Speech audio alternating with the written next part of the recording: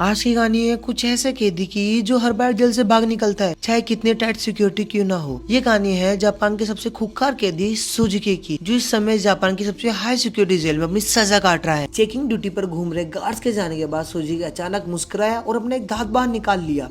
कुछ देर बाद गार्ड फिर चेकिंग पे आए, लेकिन इस बार सुजुकी फरार हो चुका था। उन्हें वहाँ किसी के मौजूद होने का शक हुआ, लेकिन सुजुकी भी कोई कच्चा खिलाड़ी नहीं था। वह बिना आवाज किए रोशनी की बताए उधर उधर छुपा जा रहा था। जब गार्ड्स ने आइसोलेशन सेल की दोबारा चेकिंग करने का दावा किया तो समझ चुके थे सुजुकी भाग चुका है। उन्होंने तुरंत बाकी गार्ड को बुलाया और देखते देखते वहाँ भीड़ इकट्ठा हो गई। जब सुजुकी छत पर भाग रहा था, जोर जोर से जेल के सायरन से बजने लगे। अचानक जोरदार बारिश शुरू हो गई और हमें पीछे की कहानी में दिखाया जाता है 12 साल पहले कुछ कैदियों को जेल में लाया गया था। उसमें सुजुकी भी था, जो अपनी 10 साल की सजा काटने के लिए आया था। क्योंकि वह कोई भी कुछ बोलता नहीं था तो लोग मान लिए थे कि वह गूंगा है। उसकी छाती पर माउंट फूजी का उल्टा टैटू भी था। सुजुकी उस समय जेल से भागने के लिए मशहूर था और अब तक 3 बार ऐसा कर चुका था। इसके बाद सुजुकी को एक छोटे से कमरे में लाया गया जहाँ सिर्फ एक रोशनदान था। उसने रोशनदान को ध्यान से देखा। उसके दिमाग में जरूर कुछ ना कुछ चल रहा था। बाहर गार्ड ने जेल के वार्डन मिस्टर कानीमुरी से कहा कि सुजुकी इस बार तो हरगिज नहीं भाग पाएगा, लेकिन जैसे ही शीशे में देखा तो सुजुकी तो पहले गायब हो चुका था। वार्डन ने पूरे शहर को घेरने का ऑर्डर दिया ताकि सुजुकी किसी हालत में बच ना पाए, लेकिन गार्ड्स ने तो उसे 20 मिनट में पकड़ लिया। पता नहीं सुजुकी ट्रेन की पटरी पर सीधा सीधा भागता जा रहा था। इसके बाद उसे फिर से उसी कमरे में कैद कर दिया, लेकिन इस बार उसके हाथों में हथकड़ियां थी। जब एक गार्ड ने अंदर देखा तो सुजुकी मुंह पर चादर ओढ़े सो रहा था। गुस्से में उसने सुजुकी को चादर हटाने को कहा, क्योंकि वह इस बार कोई चांस नहीं लेना चाहते थे। जब बार बार कहने पर भी उसने चादर नहीं हटाई, गार्ड्स ने मिलकर उसकी बहुत बुरी पिटाई की। अगली सुबह वार्डन ने सुजुकी के सारे पुराने रिकॉर्ड निकाले और ध्यान से पढ़ने लगा। उसे पता चला कि जब भी सुजुकी भागता है तो वो ट्रेन की पटरी पर सीधा सीधा चल जाता है। रात को वार्डन और गार्ड के साथ चेकिंग पर निकले थे। सुजुकी सेल में पहुंचकर हैरान रह गए, क्योंकि सुजुकी ने किसी तरह अपनी हथकड़ियां खोल ली थी। गुस्से में आकर गार्ड से पूछा, कैसे खोली हथकड़ियां? अरे बता भाई, कैसे खोली हथकड़ियां? लेकिन हमेशा की तरह सुजुकी हमेशा चुप रहा। एक बार फिर से उसकी जमकर धुलाई हुई। एक दिन सुजुकी एक छोटे से तार के साथ खेल रहा था, जिसे किसी तरह वह छुपाकर जेल के अंदर ले आया। सवाल ये उठता है कि वो लाया कैसे? मुंह में छुपाकर? नहीं, गू में छुपाकर। वह उसकी मदद से रोज अपने हाथ की हथकड़ियां खोल लेता था। कुछ दिन बाद वार्डन एक हफ्ते की छुट्टी के लिए अपने घर चला गया। अब सुजुकी के पास से भागने का बहुत अच्छा मौका था। उसने अपनी तार निकाला और ताला खोलने की कोशिश करने लगा। जल्दी वहाँ एक गार्ड आ गया चेकिंग के लिए। उसने अंदर देखा, सुजुकी फिर से चादर ओढ़कर सो रहा था, लेकिन उसने अनदेखा करके चला गया।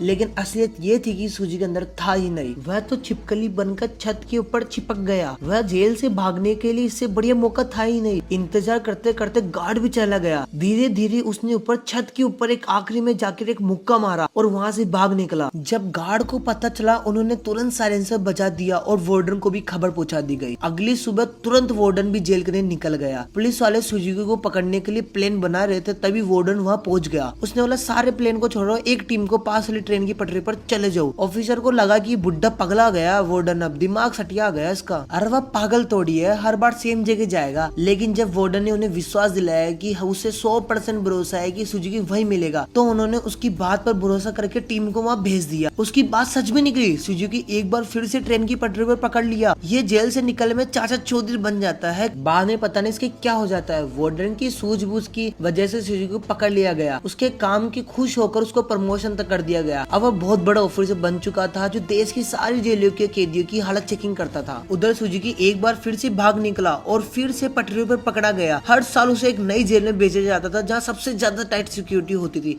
लेकिन वहाँ से भी वो बचकर निकल जाता था। इसकी वजह से मीडिया ने उसको स्टार भगड़ों का खिताब दे दिया और पूरे देश भर में मशहूर हो गया। 12 साल बाद जब सेंट्रल जेल में लाया गया उसे, वह कड़ी सिक्योरिटी में था। चारों में 10 गार्ड एनी टाइम उस पर निगरानी में खड़े रहते और उसका सीमेंट से बने हुआ कमरा भी था, जिसके दरवाजे पर कई सारे ताले लगे हुए थे। ये वही आइसोलेशन सेल है जो हमने कहानी की शुरुआत में देखा था। गार्ड्स के जाने के बाद सुजुकी ने चारों में नजर दौड़ाई और कुछ ही देर में गार्ड्स ने खाना लाकर उसे दिया। जैसे उसने खाना रखा, उसने गार्ड का हाथ पकड़ के हथकड़ी लगा दी। उसने तुरंत सीटी बजा दी, जिससे कई सारे गार्ड वहाँ आ पहुंचे। उन्होंने मार मार कर उसकी बुरी हालत कर दी। होश आने पर सुजुकी दरवाजे से देखते ही गार्ड के जाने के बाद उसने चेहरे से खून टपक रहा था। उसने खून को लोहे की सलाखों पर गिराने स्टार्ट कर दिया। अगली सुबह गार्ड ने उसकी हथकड़ियों पर कुछ पेच कस दिए ताकि इस तरह वह खोल ना पाए। जाने से पहले वह एक बार उसकी शरीर की थोड़ी सी मेंटेनेंस करके गए। इस तरह सुजुकी के दिन बीत रहे थे।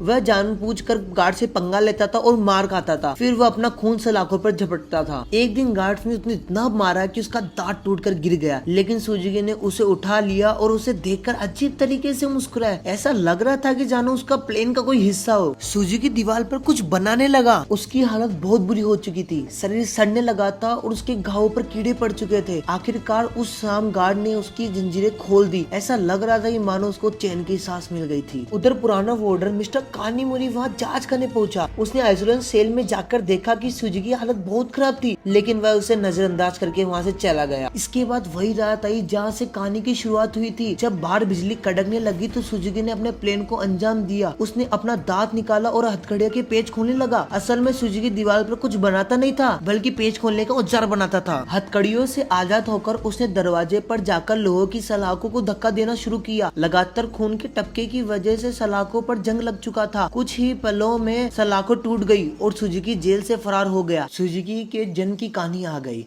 जब पैदा हुआ था उसकी माँ की मौत हो गई थी और उसके बाप जेल में सड़ रहा था। इसकी वजह से वो अपने रिश्ता के घर पे बड़ा हुआ। एक दिन छुट्टी में जंगल के अंदर वो प्रैक्टिस कर रहा था तो एक आदमी उसके पास दौड़ा दौड़ा आ रहा था और कोई नहीं, उसका बाप था। उसने कुछ समय अपने बात की, तभी उसने अपने पिता की छाती पर माउंट फौजी का उल्टा टैटू भी देखा था। बदकिस्मती से जल्दी ही वहाँ कुछ पुलिस आ गई और वो सुजुकी के पिता पकड़ने के चक्कर में जेल की पटरी पर सीधे सीधे भागने लगा। इसे देखकर सुजुकी ने कसम खाई एक ना एक दिन अपने पिता से जरूर मिलेगा। वर्तमान समय में सुजुकी फरार होकर एक बार फिर से पटरियों पर दौड़ने लगा। पीछे से मिस्टर कानीमुरा ने आवाज दिया रुकने के लिए। हैरानी से वो रुक भी गया। कुछ ही देर में गार्ड्स की एक टीम आकर उसे पकड़ ले गई। देश की सबसे बड़ी सिक्योरिटी जेल भी उसके कुछ नहीं बिगाड़ पाई। तो फिर मिस्टर कानीमुरा ने ऑर्डर दिया कि धरती की सबसे खतरनाक जेल में उसको भेजा गया, प्रिजन आइल में। प्रिजन आइल कोई एक मामूली जेल नहीं थी, वह समुद्र के बीचों बीच थी जहाँ लगातार बहाव रहता था। और सबसे जरूरी बात, वहाँ कोई ट्रेन की पटरियां बिल्कुल भी नहीं थी। और तो और समुद्र में शार्क इतने थे कि कोई भागने की सोच भी नहीं सकता था। एकदम नामुमकिन था। जेल के अंदर हालात इतने ही खतरनाक थे। पूरी जेल में चारों ओर हजारों गार्ड्स रहते थे। अगर कोई कैदी भागने की कोशिश भी करता था उसे देखते ही गोली मारने के ऑर्डर थे। जब सुजुकी वहाँ पहुंचा तो उसे तुरंत उसके सेल में बंद कर दिया गया। वह कोई कमरा नहीं बल्कि कुछ रोड थे जिन्हें सुजुकी के शरीर के आसपास ऐसे लगा दिया जिससे भागना तो दूर की बात, वो हिल भी नहीं सकता था। उधर कानीमुरा ने जेल की लाइब्रेरी में जाकर सुजुकी के बारे में जानकारी निकालना शुरू कर दी। ढूंढने पर उसे कुछ पुरानी फाइल मिली जिन्हें वह पढ़ने लगा। उधर जेल में सुजुकी ध्यान लगाकर खड़ा था। हालांकि बाकी लोगों के लिए वहाँ से भागना नामुमकिन था, लेकिन सुजुकी ने दिमाग लगाकर कुछ न कुछ खिचड़ी पकड़ी थी। अचानक उसने दोनों कंधे नीचे करे और उसे छोटी सी जगह से एक सिक्योरिटी धीरे धीरे बाहर निकलने लगा। उधर कानीमुरा रिसर्च कर रहा था कि जब जेल के साइलेंसर बजने लगे सभी परेशान होने की जगह सब हंसने लगे। आज उसे किसी की गोली मारने का मौका मिलेगा। मिस्टर कानीमुरा ने उसे समझाने की कोशिश की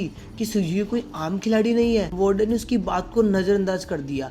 अगली सुबह कई गार्ड को बंदूक देकर पूरे आइलैंड पे फैला दिया गया। वार्डन अपने आदमियों को समझा रहा था, वही मिस्टर कानीमुरा आ गया। उसने वार्डन को बताया कि सुजुकी असल में अपने बाप को ढूंढने आया है, वो इस आइलैंड पर कैद है। ये सुनकर सब हक्के बक्के रह गए और तभी सुजुकी की असलियत का खुलासा हुआ। असल में अब तक जो भी हुआ है सब सुजुकी का प्लान का हिस्सा था। वो बार बार जेल से भागना और ट्रेन की पटरी पर भागना, ये सब उसकी प्लान का हिस्सा था। वह बार बार जेल से भागकर जानबूझकर पकड़ा जाता था कि आखिरकार प्रिजन आइल तक पहुंच सके। उसका असली मकसद था अपने पिता को आजाद करवाना। आखिरकार सुजुकी अपने पिता से मिले, एक दूसरे को इतने सालों बाद देखकर दोनों खूब रहे। बदकिस्मती से मिस्टर कानीमुरा और वार्डन के और बाकी सारे गार्ड के साथ वही आ रहा था, लेकिन उनने आने से पहले सुजुकी उस बूढ़े आदमी के साथ गायब हो गया। सुजुकी अपने पिता को आइलैंड के छोर पर ले आया। उसने पहले से ही वहाँ एक पैराग्लाइडर तैयार कर रखा था। दोनों पैराग्लाइडर पे चढ़े और वहाँ से दूर उड़ गए और उधर मिस्टर कानीमुरा एक बूढ़ी आदमी से बात करने की कोशिश करने लगे। सुजुकी के पिता के साथ एक कैदी कैद था।